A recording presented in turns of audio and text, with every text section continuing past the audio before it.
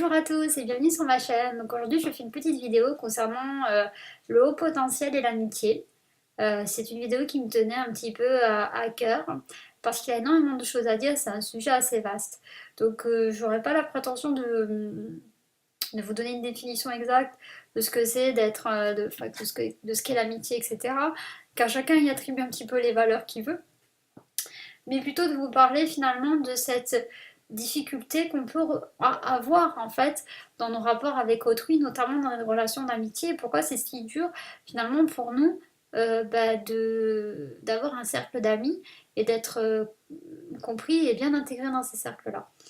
Alors tout d'abord j'ai envie de dire que je sais pas vous mais moi dès l'enfance ça n'a pas été du tout simple parce que votre vision du monde et votre manière de voir les choses étant radicalement opposée, voire totalement différente de celle des autres enfants, déjà parce que vous comprenez et vous ressentez les choses de manière beaucoup plus intense et profonde euh, que votre interlocuteur, et ce de le plus jeune âge, vous générez énormément d'incompréhension. Déjà, vous en générez de l'incompréhension dans votre milieu familial. Moi, ça a été mon cas. Attention, je veux dire, je reprocherai encore une fois à ceux qui ne m'ont pas compris à l'époque. Oui, simplement, déjà, c'est vrai que le repas familial, on sait tous quelle importance ça a. Et finalement, quand on n'a pas ce repère-là, le repère avec autrui, donc des gens qui ne sont pas intégrés, enfin, avec quelqu'un d'extérieur à la cellule familiale, c'est encore plus délicat. Donc, la première question, moi, qui me paraît importante, c'est ce qu'on trouve souvent sur les groupes d'ailleurs dédiés aux personnes à haut potentiel. Et une problématique qui revient souvent, c'est faut-il changer de personnalité finalement pour avoir un cercle d'amis? Alors, moi, c'est une question que j'ai vue revenir souvent.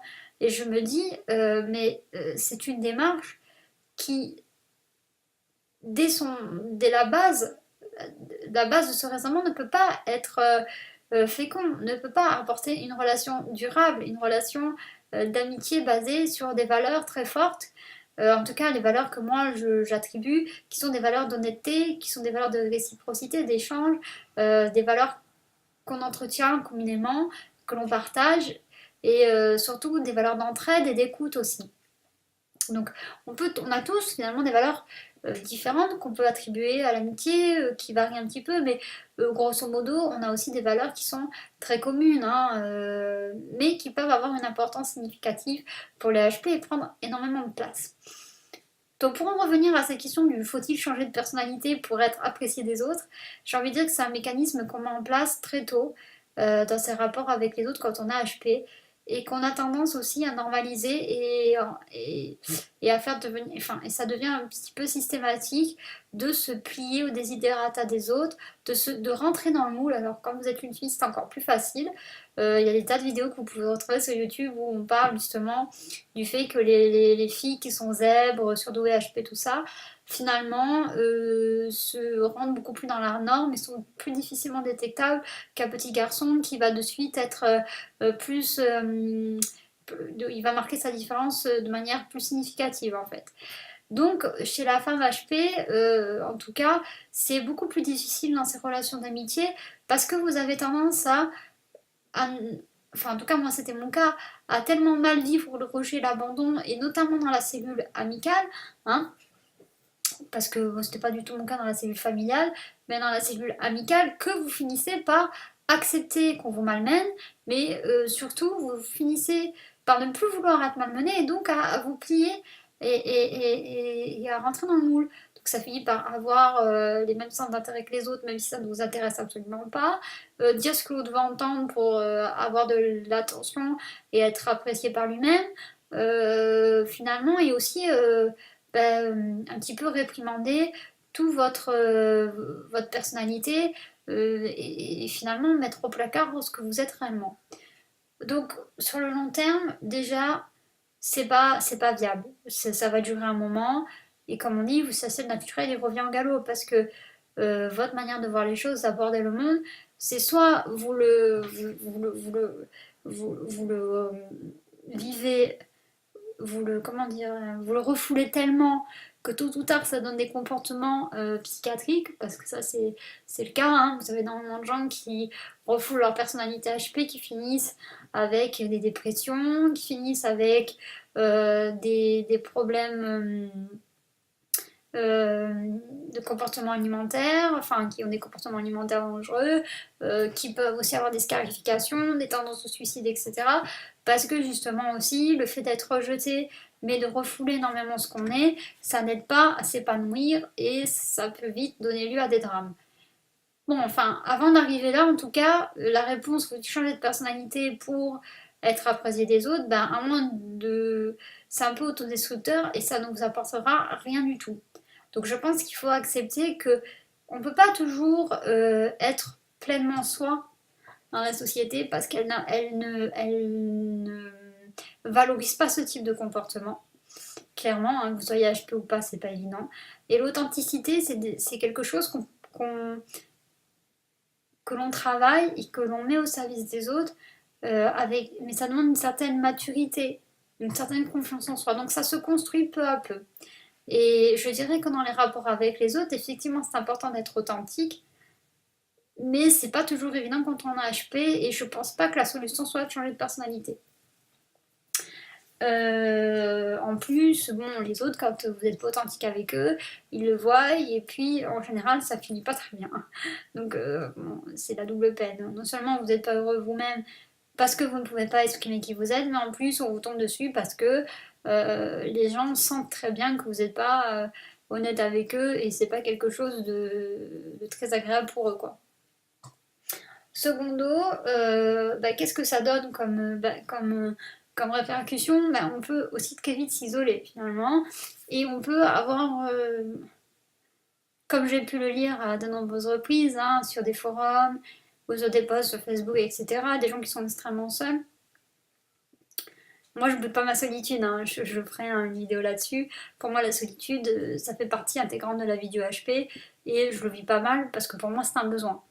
J'ai très peu d'amis, j'ai beaucoup de connaissances, mais j'ai très peu d'amis, et c'est voulu parce que j'ai envie de dire que avoir beaucoup d'amis sur la base justement de la malhonnêteté, c'est-à-dire que je vais pas être moi-même, et je serai pas appréciée, ou alors le cas échéant je serai pas appréciée pour ce que je suis, ça ne m'intéresse pas du tout, ça a même tendance à me faire souffrir.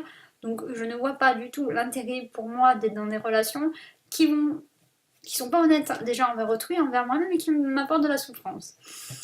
Mais ce n'est pas, et là j'ai un petit message d'espoir pour tous les HP, c'est que ce n'est pas parce que vous n'arrivez pas à être pleinement vous-même avec les autres que toute votre vie vous allez être seul. Pour moi, on est seul aussi quand on n'a pas encore bien appréhendé et quand on n'a pas encore bien intégré ce qu'est être HP. Et comme je le disais dans ma vidéo avant, votre hypersensibilité peut être un atout, comme ça peut totalement vous desservir. Et dans les relations amicales, votre hypersensibilité, elle peut être appréhendée de manière positive, comme elle peut être appréhendée de manière négative. L'autre peut ne pas être réceptive à votre hypersensibilité pour plusieurs raisons. Déjà parce que ça peut le mettre mal à l'aise, parce que lui ne peut pas comprendre pourquoi ça vous fait autant réagir. Ça peut générer aussi de l'angoisse chez l'autre ou une incompréhension simplement. Et les mots, et quand on est diagnostiqué HP, je n'aime pas spécialement le mot diagnostiqué parce que c'est pas une maladie, mais quand on est, voilà, quand on sait ce qu'on est en tout cas, c'est plus facile d'expliquer à l'autre et surtout d'amener les choses. Ça, vous pouvez regarder ma vidéo sur comment annoncer qu'on a HP, comment l'expliquer aux autres. Alors, moi, je suis pas encore totalement à l'aise avec ça, mais en tout cas, quand j'ai une relation qui est plus poussée avec quelqu'un, dans le domaine amical, quelqu'un que je vois souvent, etc., si j'ai une réaction que lui ne comprend pas, je vais lui expliquer. Aussi naturellement que ce que je vous parle. Parce qu'à un moment donné, je veux dire, on ne peut pas se cacher derrière quelqu'un qui n'existe pas toute sa vie. Et que de toute façon, la base de l'amitié, à mon sens, c'est quand même l'authenticité. Et quand vous n'êtes pas authentique avec l'autre, vous lui mentez. Et c'est pas, enfin, c'est pas très sain. C'est pas sain pour vous, c'est pas sain pour l'autre. Donc de toute façon, il vaut mieux, quand vous savez ce que vous avez, quand vous savez ce que vous êtes plutôt, dire les choses telles qu'elles sont, Et la personne vous accepte, elle vous accepte pas, c'est pareil, mais en tout cas, elle sait ce que vous êtes. Et je pense que c'est là aussi où on reconnaît les vraies amitiés, c'est quand la personne qui est en face de vous est capable de vous apprécier, même quand elle ne vous comprend pas, parce qu'elle trouve suffisamment de belles et de bonnes choses en vous pour vous garder à proximité, même quand certains points, à proximité entre guillemets, hein, dans son cercle, j'entends, dans son cercle d'amis, même si certains points de votre personnalité ne lui conviennent pas ou elle ne les comprend pas. Voilà, parce que je crois qu'il y a aussi chez les HP, on idéalise tellement l'autre et on veut tellement être bien pour autrui qu'on a tendance à soi-même se trouver les pires défauts du monde et vouloir être parfait pour les autres, donc on se plie et on rentre là dans un jeu vicieux qui est de tout faire pour plaire à l'autre, de tout faire pour être parfait. Ce n'est pas possible. Voilà. Finalement, les relations les plus saines sont celles, non pas où vous appréciez les qualités de l'autre pleinement, toujours, parce que ça va de soi, mais où vous avez conscience des défauts des autres et de vous poser la question de savoir si vous pouvez les accepter ou pas. C'est un ami à moi qui disait ça, et on parlait du cas des couples, et il avait tout à fait raison quand il disait que finalement l'enjeu, c'est pas de savoir si je suis capable de vivre avec les qualités de l'autre, mais plutôt avec ses défauts. Et c'est pareil pour l'amitié au final. Hein. Donc peut-être aussi que dans vos rapports amicaux, privilégiez les gens parce que qui sont pas forcément achetés, mais qui peuvent comprendre votre démarche, ce que vous êtes, parce que vous avez toujours quelque chose à amener à quelqu'un, même si votre mode de fonctionnement est différent. J'ai même tendance à dire que c'est ça qui est beau dans les relations amicales, c'est ça qui est beau dans les relations avec autrui, dans l'échange qu'on a avec les autres, c'est quand on est différent, on a forcément quelque chose à apporter à l'autre qu'il n'a pas. Et une vision, une expérience de la vie qui est différente et qui peut servir les autres, qui peut servir l'autre, en l'occurrence votre ami. Et donc vous cachez derrière une personnalité qui n'est pas la vôtre, dans laquelle vous ne pouvez pas exprimer ce que vous êtes, et pour le coup, votre plein potentiel, c'est nuire à la relation, vous nuire à vous, et pas être authentique et honnête avec l'autre. Donc tout ça pour dire que finalement, changer de personnalité, ça n'a aucun intérêt. Et c'est là aussi qu'on voit l'enjeu du fait de ce que je disais un petit peu plus tôt. On voit l'enjeu et l'importance que ça a de savoir qu'on est HP. Parce que sans vouloir mettre une étiquette, on peut s'assumer en fait. Savoir ce que l'on est, qui on est, comment on fonctionne. C'est important parce que toute votre vie, si vous pouvez vous dire ah je suis asocial, je m'entends avec personne, les relations avec les autres sont compliquées, mais parce que j'ai un problème. En fait, vous n'avez pas un problème, vous êtes juste différent, hein. C'est tout. Et ça permet de changer le problème en mode, enfin, de plus voir votre haut potentiel comme un problème, mais finalement comme un mode de perception des choses qui est différente. Et donc, vous avez toujours quelque chose à apporter à quelqu'un. Et une valeur ajoutée dans vos rapports avec autrui. Et même l'autre vous apportera systématiquement quelque chose. Donc, il ne faut pas désespérer de ça. L'amitié, c'est pas quelque chose d'évident. Déjà, pour les gens qui ont une conception du monde qui est standard. Quand je dis standard, c'est pas du tout dévalorisant. Hein. Voilà, parce que j'ai pas d'autres mots pour le dire. C'est pareil pour les personnes qui sont HP. C'est pas parce que vous allez traîner qu'avec des gens qui sont HP que vous allez être dans un monde magnifique où vous allez être accepté, compris de tous. C'est faux. Il y a qu'à voir sur les forums et les groupes HP. Tous les 2 jours, vous avez une dispute, vous avez un truc, vous avez un tien là. Ça ne change rien, je pense, à la nature des échanges. Parce que même si l'autre est conscient que vous avez les mêmes différences que lui, c'est pas pour autant qu'il va vous apprécier. Ça, je crois que c'est aussi quelque chose qu'il faut remettre un petit peu d'équerre. Parce que je vois de plus en plus des gens qui se communautarisent en espérant être plus acceptés et mieux compris. Alors, ils le sont dans un premier temps, parce qu'ils subissent pas tous les clichés qu'il y a autour du surdoué.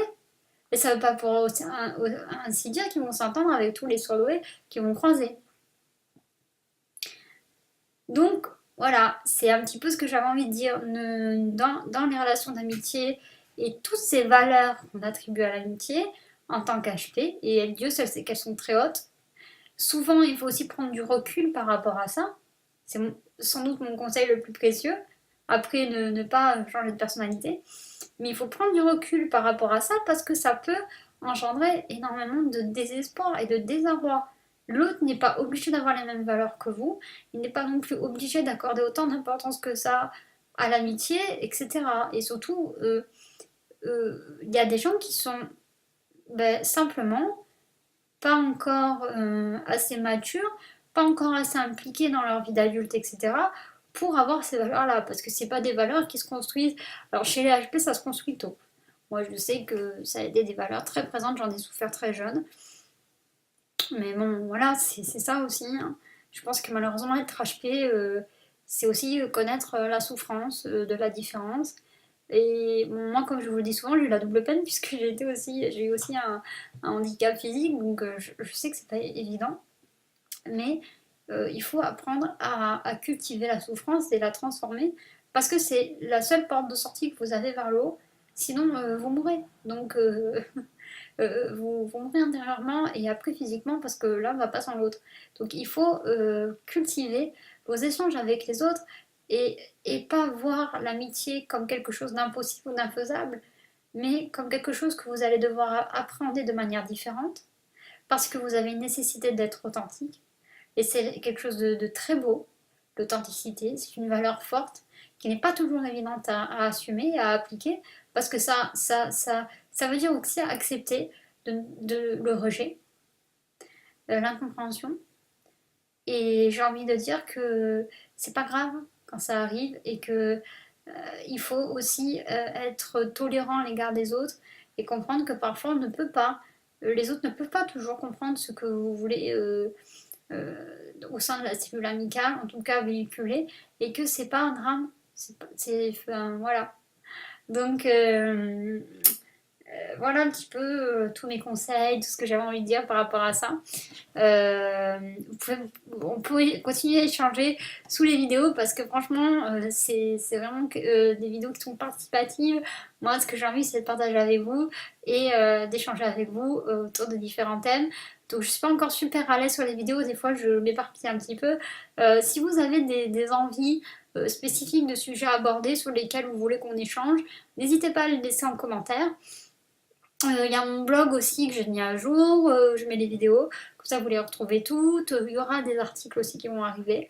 Donc voilà, comme j'ai commencé une nouvelle formation de psychopraticienne, donc forcément j'ai beaucoup de boulot. Donc c'est pour ça que j'avais pris un petit peu de retard dans les vidéos. Mais voilà, je suis toujours là, je suis toujours disponible pour parler avec vous. Donc je vous embrasse, je vous remercie pour tous vos gentils commentaires et je vous dis à bientôt.